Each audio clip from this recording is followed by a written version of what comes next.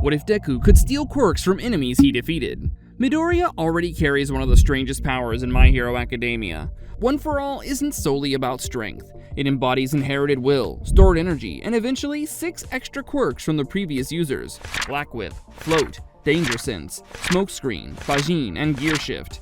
Now imagine adding the one power that should belong to the villain side of the story. It isn't exactly all for one, but rather something more restricted. What if Deku can only steal a quirk after he personally defeats its user? Only victory, then theft. But what if every time he wins, he has to decide whether the defeated enemy deserves to lose the thing they were born with, as who he steals from loses their quirk? Well, I found 3 ways this story could continue. In the first theory, Midoriya becomes stronger, but refuses to become All for One. The story starts the same way. Deku is born quirkless, Bakugo crushes his confidence, and All Might gives him One for All after the sludge villain incident. At first, nobody knows Deku has another ability sleeping inside him. It doesn't awaken during training, and it completely bypasses the entrance exam. Instead, it activates only after he truly defeats someone with hostile intent. That happens with Muscular. The forest training camp becomes chaos as in canon. The League attacks. Kota is cornered. Deku throws himself into a fight he has no business surviving. Muscular's quirk lets him layer muscle fibers over his body, turning him into a wall of raw power. Deku breaks his own arms, pushes One for All past sanity, and finally knocks Muscular out. Then the second power wakes up. Deku feels Muscular's strength trying to pour into him like hot iron. He panics. For 1 second, his body grows strong. Muscle fibers crawl under his skin. His broken arms tighten. His grip crushes stone.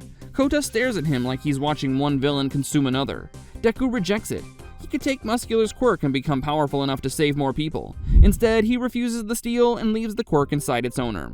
Aizawa later realizes something happened because Deku's body nearly changed on its own. All Might understands the danger immediately. This isn't solely a new quirk. In fact, it serves as a temptation built directly against Deku's heroism. So they make a rule. Young Midoriya is never allowed to steal unless the enemy's quirk is an active threat to civilians even after capture. That changes his career trajectory. He defeats villains, but he doesn't strip them by default. Gentle keeps elasticity. Lady Nagant keeps rifle. Even Overhaul, once defeated, keeps the destroyed remains of his quirk because Deku refuses to act like a judge, prison, and executioner at once. This Deku stays more human. He becomes a symbol of restraint in a society terrified of quirk abuse. By the final war, he's weaker than he could have been, but people trust him because he had the power to take and kept choosing not to.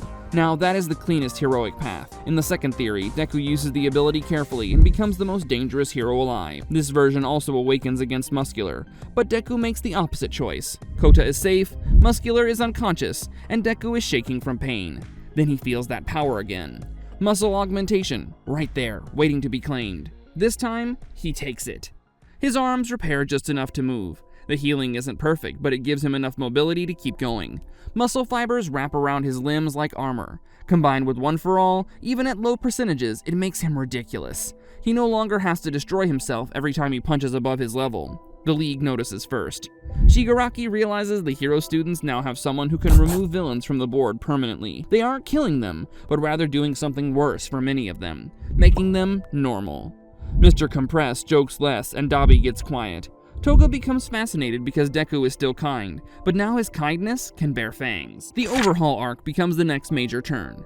Deku again fights Chisaki to save Eri, but after Eri rewinds his injuries and Deku overwhelms Overhaul at full power, the steal activates again.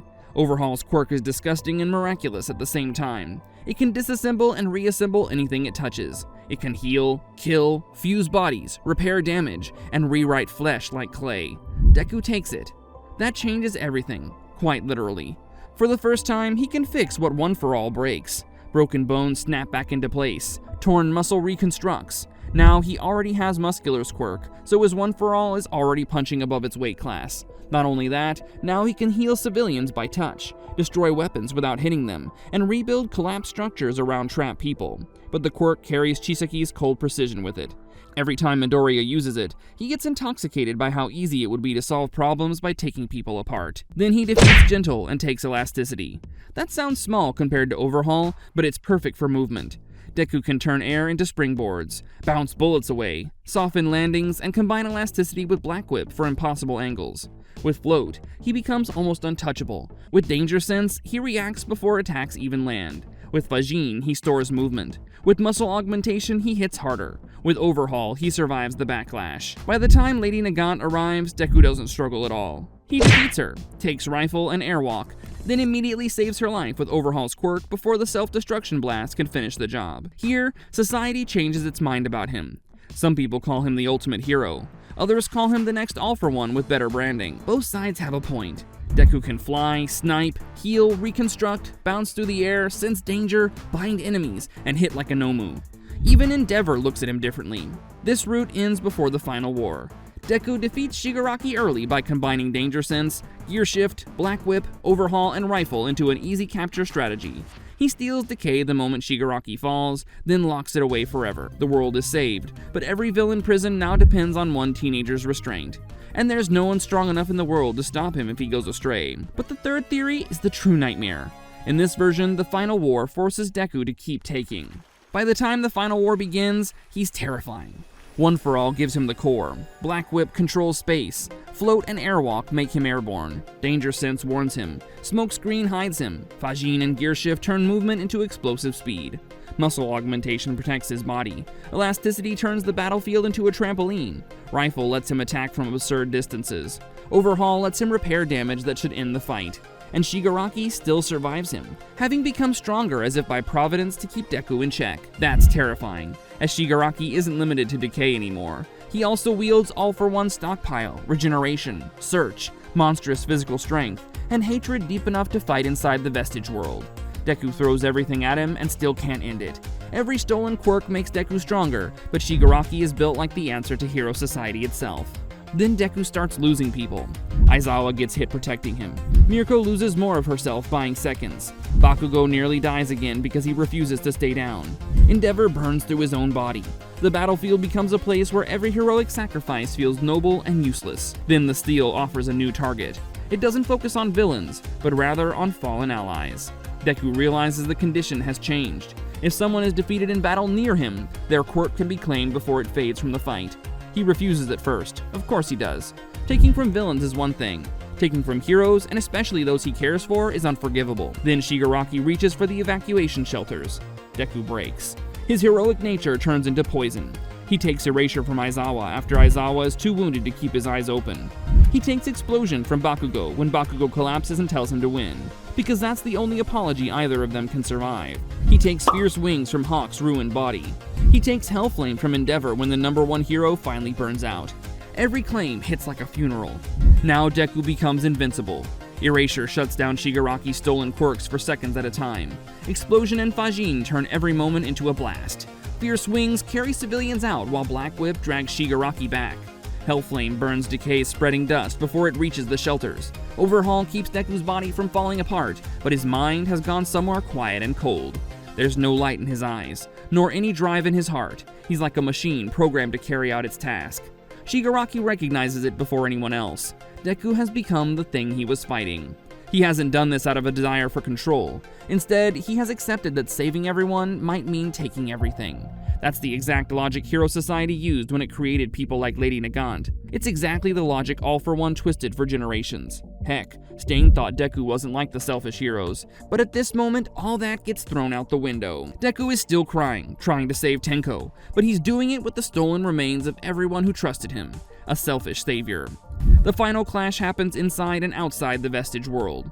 Inside, Deku reaches for Tenko with Nana's memory, Yoichi's will, and the grief of every stolen quirk screaming behind him. Outside, his body moves like a natural disaster. Blackwhip binds, Explosion fires, Hellflame burns, Erasure opens a tiny window, Gearshift breaks the timing of Shigaraki's regeneration, Overhaul tears apart the armor around his chest and rebuilds Deku's own shattered arm at the same time. Then Midoriya wins. He defeats Shigaraki and steals All for One. For 1 second, every stolen quirk in the world calls to him. He could fix everything, take dangerous quirks, heal broken bones, build a society where nobody ever has to fear another Shigaraki, become the only one god of the world. Deku almost says yes. Then he hears Bakugo's voice in Explosion, Aizawa's silence in Erasure, Hawk's tired laugh in Fierce Wings, and All Might's lessons buried underneath all of it. A hero doesn't save people by owning them. So Deku destroys All for One from the inside. He wins the war, but he can't give everything back. Some stolen quirks are gone. Some heroes never wake up the same. Deku becomes the greatest hero in history, and the person society is most afraid to leave alone. He wins the war by stealing from everyone, but spends the rest of his life wondering whether it was truly victory.